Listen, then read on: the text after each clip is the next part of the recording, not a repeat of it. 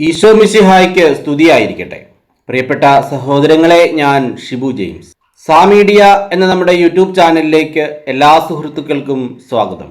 2025 ലോഗോസിന്റെ പഠനമാണ് ഈ ചാനലിലൂടെ നടത്തപ്പെടുന്നത്. ഇത് ചോദ്യോത്തരങ്ങളുടെ ന്യായാധിപന്മാരിൽ നിന്നുള്ള 8ാമത്തെ വീഡിയോയാണ്.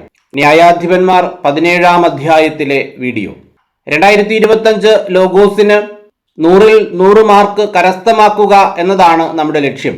അതിൻ്റെ ഭാഗമായി ഓരോ അധ്യായവും പഠിക്കുന്നതിനോടൊപ്പം തന്നെ മോക്ക് ടെസ്റ്റുകളും നടത്തിപ്പോവുകയാണ്. മോക്ക് ടെസ്റ്റിൽ പങ്കെടുക്കുന്നതിന് 500 രൂപയാണ് രജിസ്ട്രേഷൻ ഫീസ്.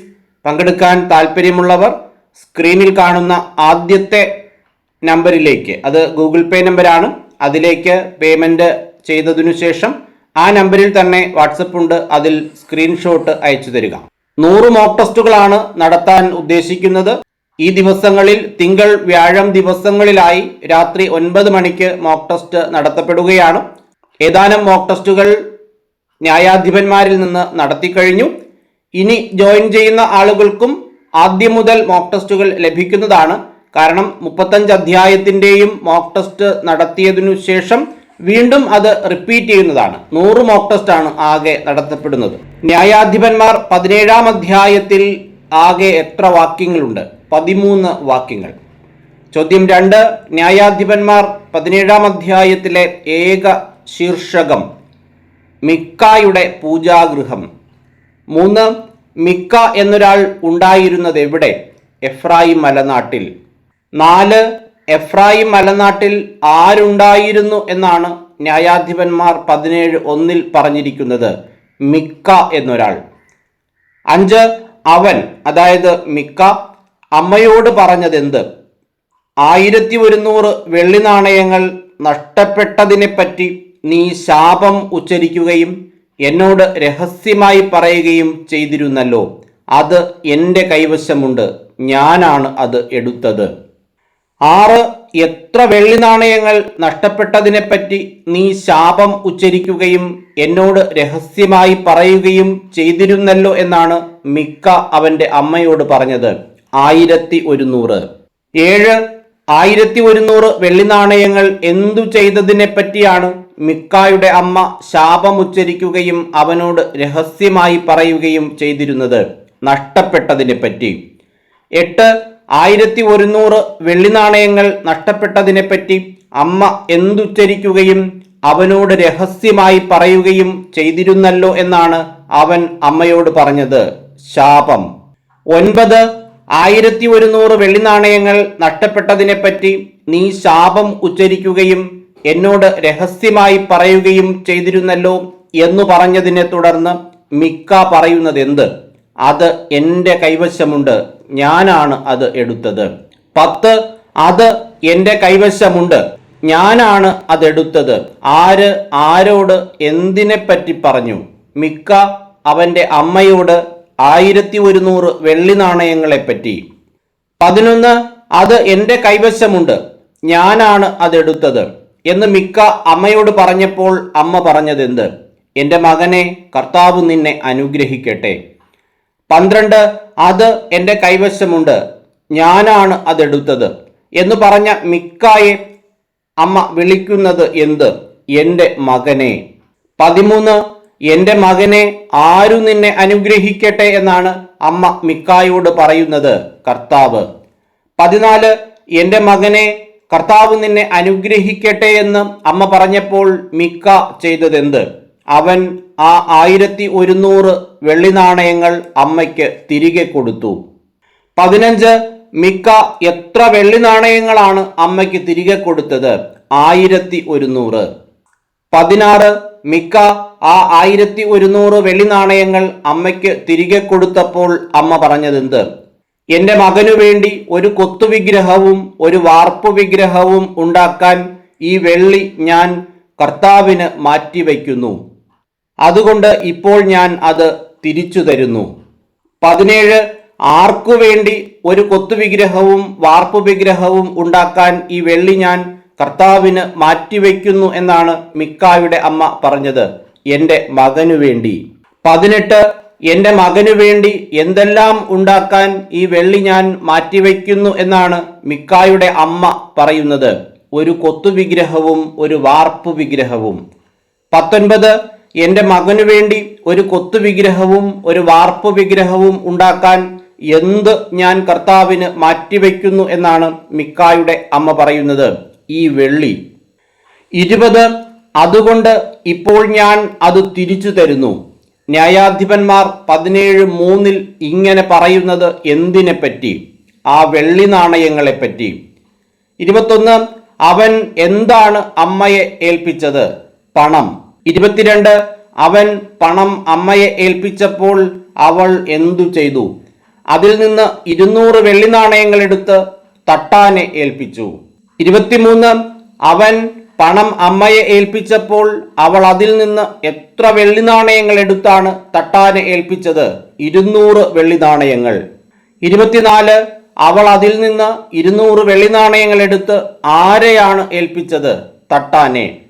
25 അവൾ അതിൽ നിന്ന് 200 വെള്ളി നാണയങ്ങൾ എടുത്ത് തട്ടാനെ ഏൽപ്പിച്ചപ്പോൾ അവൻ തട്ടാൻ അതുകൊണ്ട് എന്തെല്ലാമാണ് നിർമ്മിച്ചത്? ഒരു കൊത്തുവിഗ്രഹവും ഒരു വാർപ്പ് വിഗ്രഹവും. 26 അവൻ തട്ടാൻ അതുകൊണ്ട് ഒരു കൊത്തുവിഗ്രഹവും ഒരു വാർപ്പ് വിഗ്രഹവും നിർമ്മിച്ചു. അത് എവിടെയാണ് പ്രതിഷ്ഠിച്ചത്? മിക്കായുടെ ഭവനത്തിൽ. 27 അവൻ അതുകൊണ്ട് ഒരു കൊത്തുവിഗ്രഹവും ഒരു വാർപ്പ് വിഗ്രഹവും നിർമ്മിച്ച് എന്താണ് ചെയ്തത്? മിക്കായുടെ ഭവനത്തിൽ പ്രതിഷ്ഠിച്ചു. 28 മിക്കായ്ക്ക് എന്തുണ്ടായിരുന്നു എന്നാണ് ന്യായാധിപന്മാർ 17:5 പറഞ്ഞിരിക്കുന്നത്? ഒരു പൂജാഗൃഹം. 29 ഒരു പൂജാഗൃഹം ഉണ്ടായിരുന്നു എന്ന് ന്യായാധിപന്മാർ 17:5 പറഞ്ഞിരിക്കുന്നത് ആർക്ക്? മിക്കായ്ക്ക്. 30 മിക്കായ്ക്ക് ഒരു പൂജാഗൃഹം ഉണ്ടായിരുന്നു. അവൻ എന്തെല്ലാമാണ് ഉണ്ടാക്കിയത്? ഒരു എഫോദും വിഗ്രഹങ്ങളും. 31 അവനൊരു എഫോദും വിഗ്രഹങ്ങളും ഉണ്ടാക്കി തൻ്റെ ഒരു പുത്രനെ ആരായി അവരോധിച്ചു? പുരോഹിതനായി.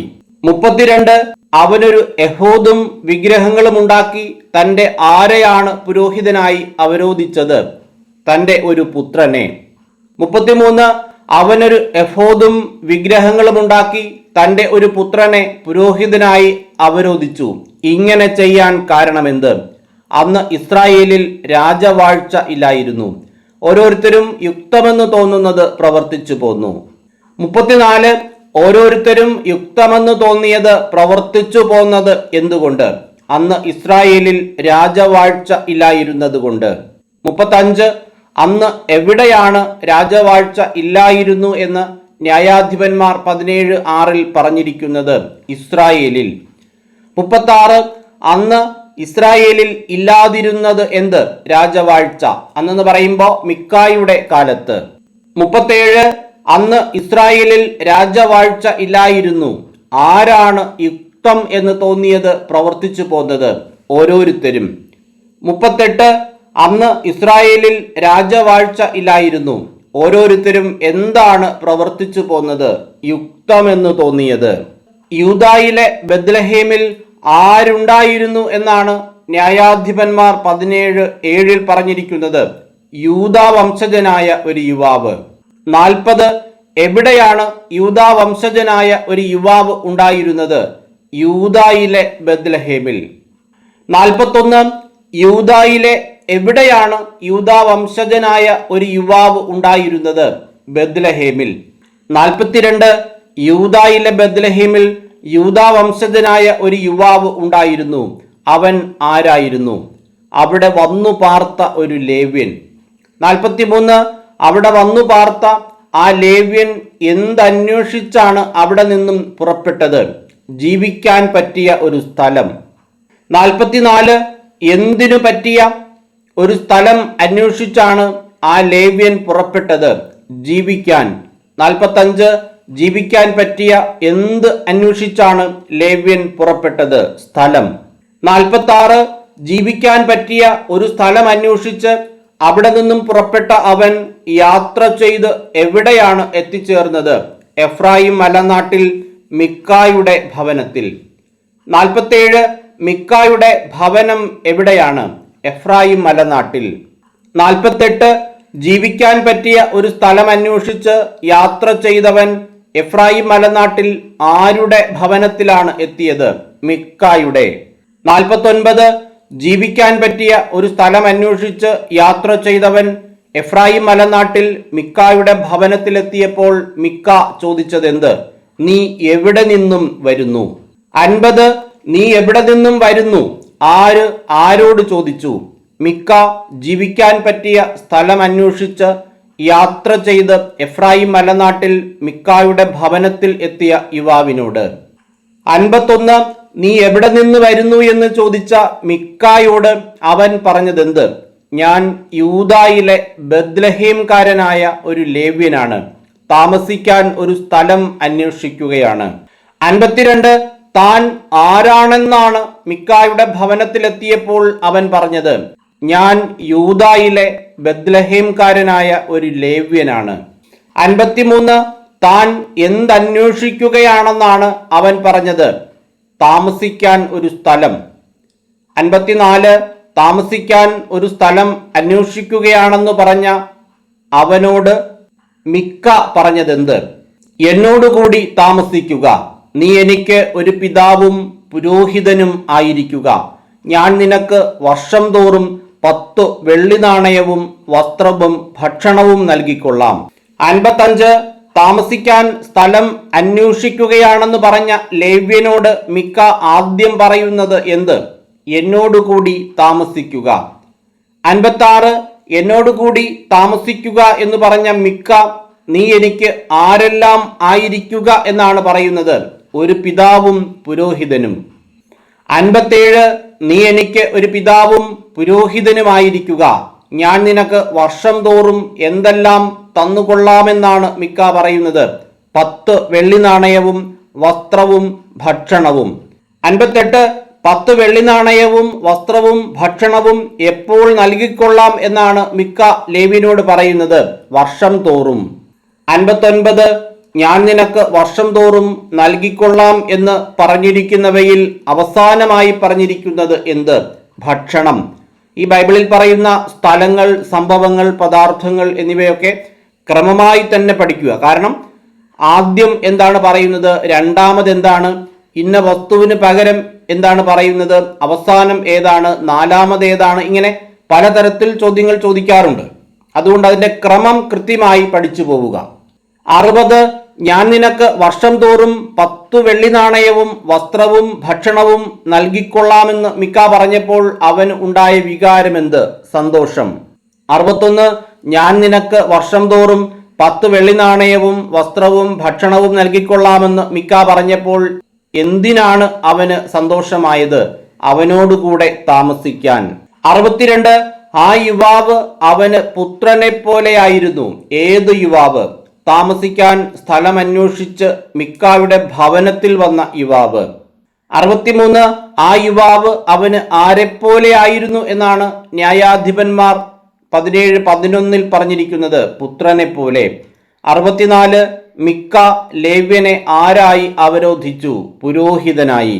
65 മിക്ക ആരെയാണ് പുരോഹിതനായി അവരോധിച്ചത്? ലേവ്യനെ. 66 ആരാണ് ലേവ്യനെ പുരോഹിതനായി അവരോധിച്ചത്? മിക്ക. 67 അങ്ങനെ ഡാഷ് മിക്കായുടെ ഭവനത്തിൽ പുരോഹിതനായി താമസമാക്കി. ന്യായാധിപന്മാർ 17:12 പ്രകാരം പൂരിപ്പിക്കുക ആ യുവാവ്. 68 അങ്ങനെ ആ യുവാവ് ആരുടെ ഭവനത്തിലാണ് പുരോഹിതനായി താമസമാക്കിയത്? മിക്കായുടെ. 69 അങ്ങനെ ആ യുവാവ് മിക്കായുടെ ഭവനത്തിൽ പുരോഹിതനായി താമസമാക്കി. അപ്പോൾ മിക്ക പറഞ്ഞതെന്ത്? ഒരു ലേവ്യനെ പുരോഹിതനായി ലഭിച്ചതുകൊണ്ട് കർത്താവ് എന്നെ അനുഗ്രഹിക്കുമെന്ന് ഞാൻ അറിയുന്നു.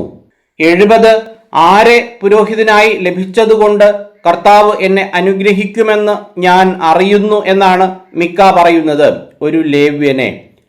71 ഒരു ലേവ്യനെ ആരായി ലഭിച്ചതുകൊണ്ട് കർത്താവ് എന്നെ അനുഗ്രഹിക്കുമെന്ന് ഞാൻ അറിയുന്നു എന്നാണ് മിക്ക പറയുന്നത്? പുരോഹിതനായി. 72 ഒരു ലേവ്യനെ പുരോഹിതനായി ലഭിച്ചതുകൊണ്ട് ആര് എന്നെ അനുഗ്രഹിക്കുമെന്ന് ഞാൻ അറിയുന്നു എന്നാണ് മിക്ക പറയുന്നത്? കർത്താവ്. ഇങ്ങനെ 72 ചോദ്യങ്ങളാണ് ന്യായാധിപന്മാർ 17-ാം അധ്യായത്തിലുള്ളത്. ഇതൊരു ചെറിയ അധ്യായമാണ്. എല്ലാവരും നന്നായി പഠിക്കുക.